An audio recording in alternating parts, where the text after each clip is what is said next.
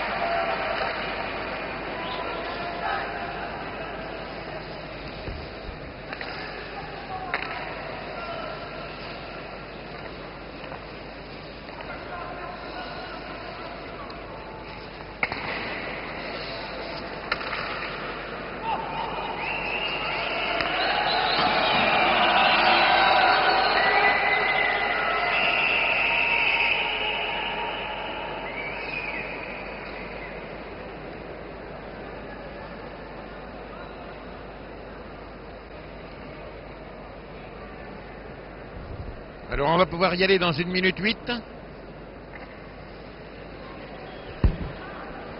Alors attention, alors sur quel démarrage? C'est vous qui me donnez le top. J'attends le top.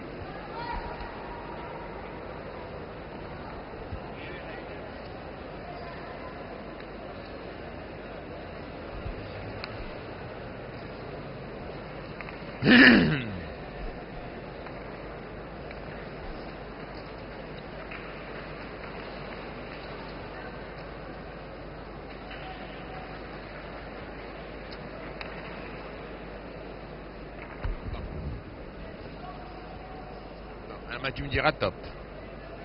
Le RSS mène par 4-3 au moment où nous pénétrons sur le terrain. Les Russes sont en blanc et bleu, maillot clair si vous n'avez pas de poste de couleur. Les Tchèques sont en bleu et rouge, maillot foncé si vous avez la couleur. Si vous n'avez pas.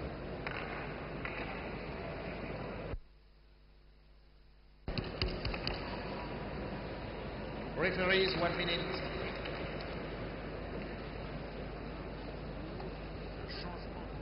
Voilà.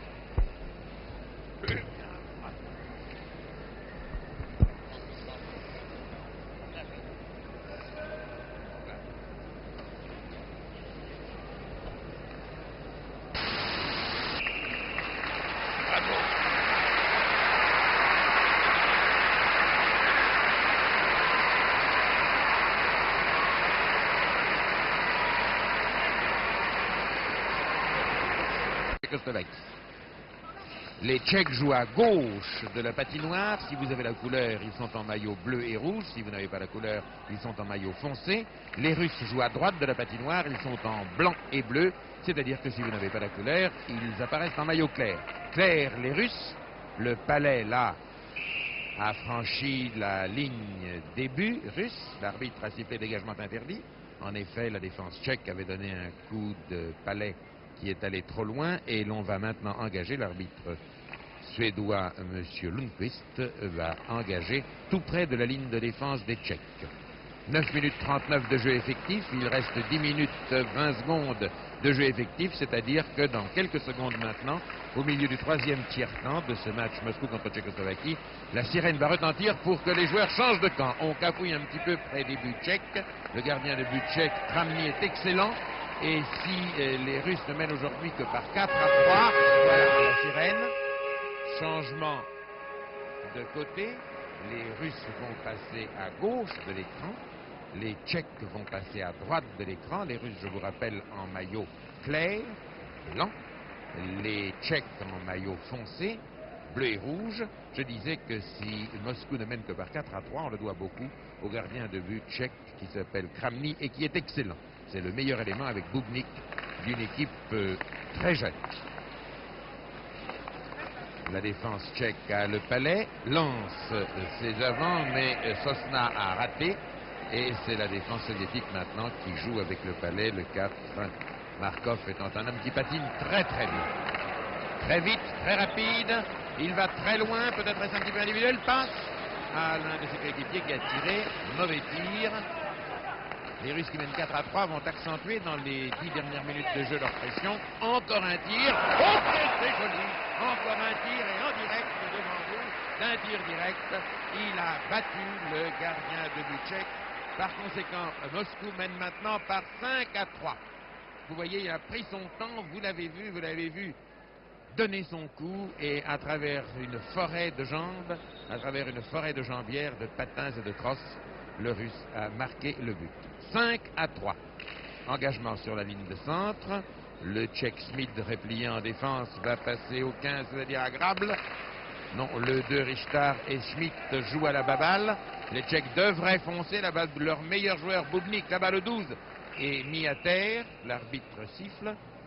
But pour Moscou, marqué par le joueur M. Lacarrière annonce que c'est le 21, Alexienko, qui a marqué le but soviétique, mais nous venons de le voir il y a un instant. Les Russes se replient en défense. Le 4, qui est Markov, va là-bas chercher le palais derrière sa ligne de but. Le passe à Chegalov qui remet la balle au centre, toujours dans le palais de Bubnik. Bubnik, le meilleur tchèque. Bubnik qui jouait avant dans l'équipe nationale tchèque, puis qui a fait beaucoup de football. Il a abandonné le hockey sur glace.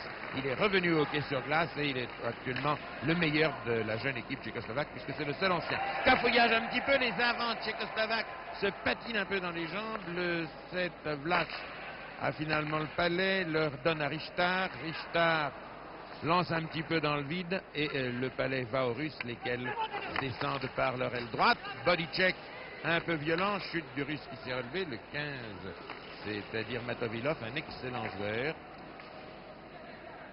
Mais le 21, Alexienko, a repris le palais, le passé au 14, Sekiev. Les Russes maintenant procèdent tantôt par large shoot, puis par petit dribble. Et le 14, Sakiev, s'est tout de même fait prendre le palais par le 2, Tchèque Richter. Le Tchèque contre-attaque là-bas à droite, mais le 4, Markov, ne s'en laisse pas compter, a renvoyé le palais à ses avants. Les deux avants filent, vont tirer, tirent. Et le gardien de but tchèque, Kramny, a dévié de la main le palais. Ce shoot, ce tir de Matovilov est passé presque dans les buts, mais presque c'est pas tout à fait. Et à nouveau une attaque tchèque, mais les Russes, oh là là, les Russes qui patinent beaucoup plus vite que les Tchèques, se sont repliés à 2, à 3 et à 4. Et le but tchèque est néanmoins marqué. Le but tchèque est néanmoins marqué par l'aile gauche. Là, les Russes ont fait une faute épouvantable. Ils se sont précipités sur le joueur tchèque qui était à l'aile droite. Ils ont complètement dégarni leur aile gauche. Un Tchèque s'est précipité sur le palais et d'un simple petit coup de crosse, il a mis la balle, il a mis le palais dans les filets. Nous en sommes à 5 à 4. 2 buts marqués en l'espace de 2 minutes et demie de jeu effectif. Vous voyez que nous avons eu de la chance, nous avons pénétré dans le But palais de glace. Pour la Tchécoslovaquie, marqué par le numéro 2, Richter. C'est Richter qui a marqué le but tchèque, nous 7, confirme le speaker officiel. 5 à 4 par conséquent, alors qu'il reste encore 7 minutes et demie de jeu effectif. Tout peut encore être inversé. Les Russes ont mené d'abord par 2 à 0, puis par 3 à 1, puis par 4 à 2, 4 à 3, 5-3 et maintenant 5-4. Engagement presque au milieu du terrain. Le jeu devient un peu brutal. Le 18 tchèque qui s'appelle Karl Marx. C'est assez curieux, mais enfin. M. Marx, papa, a donné le nom de Karl à son fils. A tenté de dégager son camp. Les Russes accentuent leur pression. Le 18, Savarchinov shoot un peu bêtement. Et les Tchèques repartent là-bas par leur aile droite. Et le 8, Janurek, non, il a perdu le palais. Les Russes préfèrent se replier derrière leur but et repartir sur la droite. Ils patinent, vous le voyez, plus vite que les Tchèques et à chaque fois ils ramènent le jeu dans le camp. Oh là là, Houston! Oh, c'était facile! Mon Dieu, mon Dieu, mon Dieu! Mais alors là, vraiment, c'est une action d'une limpidité et d'une rapidité absolue. Vous avez vu que le Russe est allé chercher la balle. C'est lui, il a patiné pendant... réellement patiné, il n'a même pas joué au hockey. Il a poussé le palais, il a joué la baballe et il a battu le gardien tchèque Kramny. Ça a fait 3 buts marqués devant vous en l'espace de quelques instants. 6 à 4. 6 à 4 alors qu'il y a 13 minutes 19 que l'on joue. Il reste donc 6 minutes 41 secondes. Vous savez que le chronomètre est arrêté chaque fois qu'il y a un arrêt de jeu. Là, le 10 tchèque Sosna va engager contre le soviétique qui sera désigné par son capitaine et qui est Voitov. Repli de Schmidt, le tchèque, qui lance Elbl. C'est le 10 Sosna qui est peut-être le patineur le plus rapide après Bubnik dans l'équipe tchèque qui est allé là-bas essayer d'avoir le palais mais il ne l'a pas eu. Et les Russes repartent. Vous voyez, ils sont à 3, coordonnant très bien leurs actions. Se heurte à la défense tchèque. Le 19 Triganov a pénétré la défense tchèque mais il se fait prendre le palais. Les Tchèques repartent. Un large shoot sans grand intérêt. Les Soviétiques, notamment par Davidov, ont repris la rondelle, comme disent nos amis canadiens. Après ces quelques minutes de jeu extraordinairement rapides, l'action se ralentit, tire, le gardien tchèque dévie.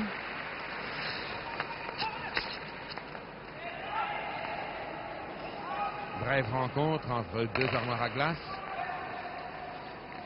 Le 9 Chaubert qui va tirer. Non, il préfère passer au 10, mais le 10 se fait prendre le palais par Striganov, le 19 soviétique.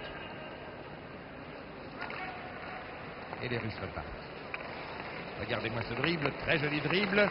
Il n'a pas laissé le palais à un de ses coéquipiers, le 18, qui va passer derrière. Non. C'était très joli, mais finalement ça fait long feu.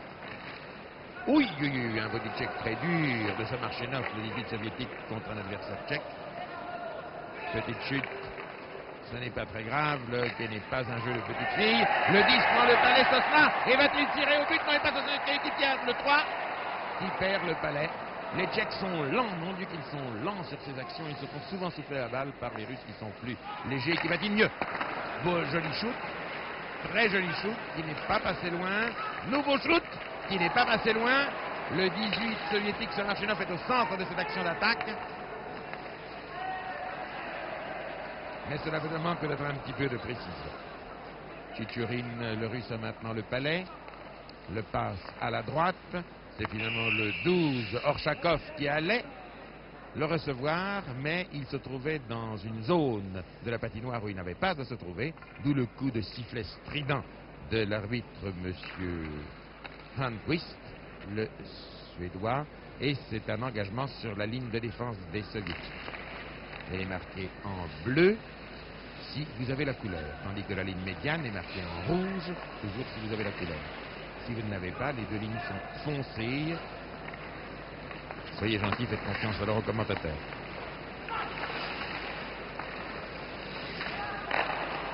Les Russes maintenant procèdent par nouveau tir. Chichérine a tiré de loin, mais Kramny était à la parade et a arrêté très joliment. Ce Kramny est excellent. Il a laissé passer 5 buts, mais 6 buts, mais il n'y en a aucun qui ait été de sa faute, si peut-être un. Vous voyez, il est toujours là, précis, il rend la rondelle à l'un de ses coéquipiers. Les Tchèques vont-ils partir par la droite c'est dégagé, oui, ils vont ramener au centre, on se demande pourquoi.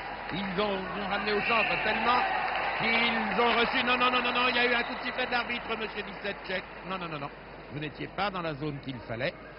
La passe de votre coéquipier n'était pas bonne. On va engager sur la ligne, sur le rond rouge qui est tout près de la ligne d'attaque des Tchèques, tandis qu'il y a changement de joueur. Nous vous l'avons dit tout à l'heure sur la première chaîne, vous le savez maintenant, je pense, les équipes changent d'hommes à volonté. 16 minutes 21 que l'on joue, il reste 3 minutes 30 et des poussières de glace bien entendu, toujours 6 à 4 dans ce match un peu heurté. Ce n'est peut-être pas du très bon jeu de hockey sur glace, mais je le répète, les Russes sont arrivés hier matin après un assez long voyage. C'est une équipe de bonne qualité sans être une équipe transcendante. Ils sont, je crois, ces gens de Dynamo 6e en division nationale.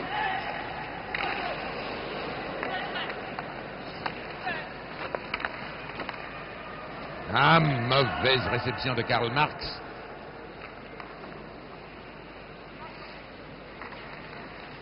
Vous voyez, les Russes, c'est évident, patinent plus vite que les autres.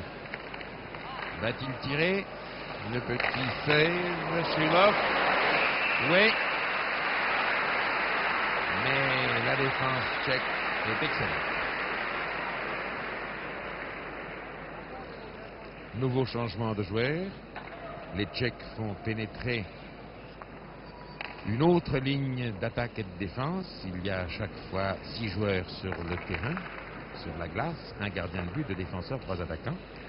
Et les 2 défenseurs et les 3 attaquants changent quand leur capitaine de jeu leur dit de le faire. Québec est allé chercher le palais, réussit à dribbler entre 2 soviétiques, passe devant, mais il a passé trop loin. Et l'arbitre siffle parce que le 11, Václav Ebel, le 11 tchécoslovaque, était trop loin. Il était en zone d'attaque, il était au-delà de la ligne d'attaque et il n'a pas le droit d'être là-bas en précédant le palais. C'est pour ça que le jeu revient en arrière et c'est sur la ligne de défense des Tchèques que M. Grunberg, maintenant, ils sont 2 arbitres suédois, fait engager. Vous voyez CSSR sur le maillot bleu des Tchèques.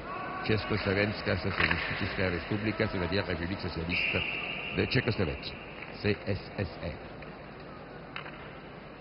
Eh bien, nous avons connu là une période de folle excitation. C'est 3 buts marqués en quelques minutes et depuis 2-3 minutes, alors là, le jeu est ralenti. Nouveau changement, cette fois-ci ce sont les Soviétiques qui changent.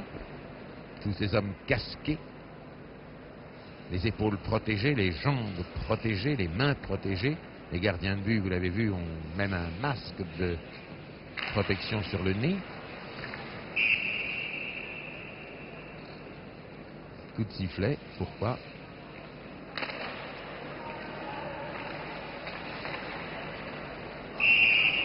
Vous voyez, cela devient un peu plus heurté. Le 3 Davidov soviétique.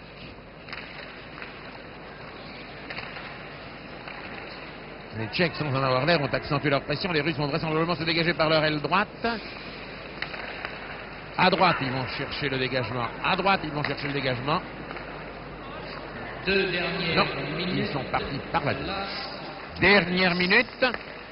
S'ils ont dégagé sur la gauche, ils ont voulu attaquer sur la droite. Il y a là 3 soviétiques ensemble, ils devraient pouvoir répartir le 19 Striganov qui patine merveilleusement bien et déjà en avance sur le palais et va peut-être le retirer au but.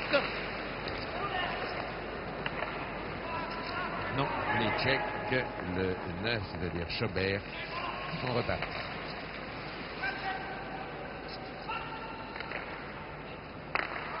Et à nouveau les Soviétiques ont l'avantage, ne perdent pas le palais, dribble vite, tire, à côté, le 19 Striganov va-t-il passer entre les jambes de ses adversaires? Non, il s'est fait là, il a voulu être trop malin, il s'est fait prendre le palais.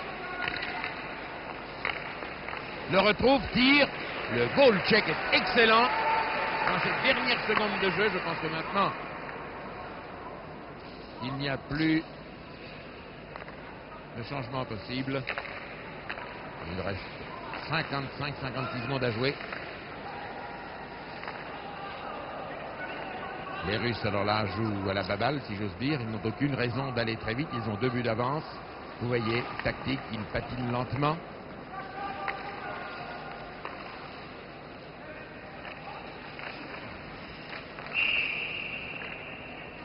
Il reste encore 38 secondes. Dernier changement d'équipe. Les Tchèques et les Russes vont affronter les dernières 30 secondes avec 5 hommes nouveaux. Le 8, Chichurin, l'un des rares soviétiques qui n'ait pas de casque. Le 12, c'est Orchakov. Le 8 tchèque, c'est Janurek. Hop, c'est Janurek qui a engagé contre Orchakov. Le palais est au centre du terrain. Les Tchèques l'ont encore une fois. Le palais, vont-ils tirer? Les Russes sont repliés. Et le 5, Petukov, a du mal à se dégager de Sosna, le Tchécoslovaque. Le 12, Bubnik, le meilleur joueur tchèque, a engagé. Il reste 20 secondes de jeu. Les Russes vont-ils pouvoir lancer une dernière attaque, peut-être sur leur aile droite, toujours? Les Tchèques les en empêchent. Si, centimètre par centimètre, les Russes ont gagné du terrain, mais le palais est allé derrière les buts de Kramny. Et cela va être fini. C'est fini. C'est fini. Après 20 minutes de jeu effectif, dans le dernier tiers-temps, Moscou Dynamo a battu la jeune équipe tchécoslovaque par 6-4. Et dans un instant, nous nous retrouverons ici à nouveau pour un autre match de hockey sur glace.